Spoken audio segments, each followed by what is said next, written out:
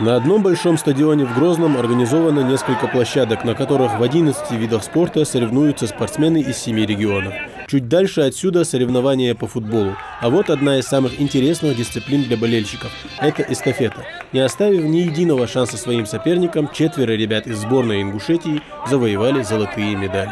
Я бежал в первом этапе, бежалось неплохо, но на той прямой ветер был встречный. Я бежал второй этап, в целом соревнования классные, достойные, организация бомба, езжу уже второй раз, очень нравится.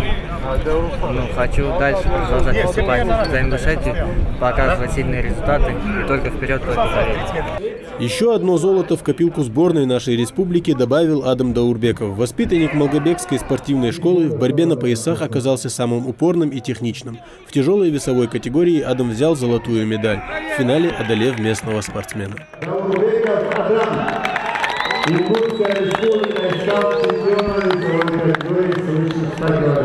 Мужичий, как обычно, перед Кавказской готовится до этого кайпера, готовится до халякат и сваткаяс.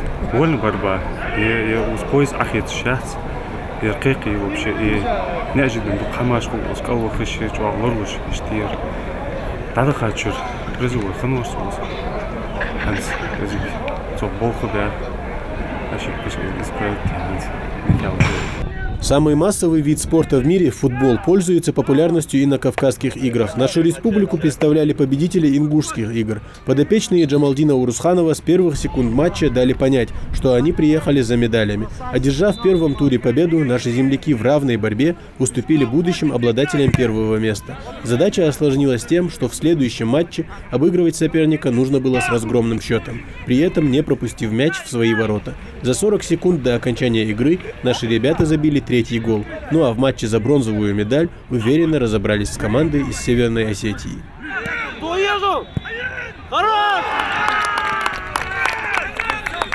Сорванный голос тренера – лишь одна из составляющих этой победы. Джамалдин Урусханов отмечает, мотивировать ребят несложно, гораздо труднее сохранять азарт на протяжении всех игр.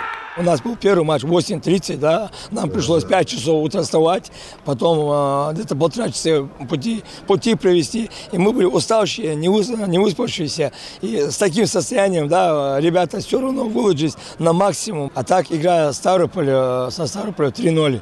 С Кабардино-Балкарией 3-0 и за третье место с Осетией 2-1. Безоговорочно мы были сильнее, мы безоговорочно сегодня могли и стать и чемпионами. Да, фактор везения, да, где-то нам, может, где-то не повезло, но на все воля Всевышнего. В этом году сборная Ингушетии завоевала общекомандное 3-е место. Наши ребята показали, каким бывает честный и зрелищный спорт. В следующем розыгрыше Кавказских игр цель ингушской сборной – золотые медали. Тамерлан Хамхоев, Исмаил Гатагажев, Рахман Цуров, Магомед Белакиев, Новости 24.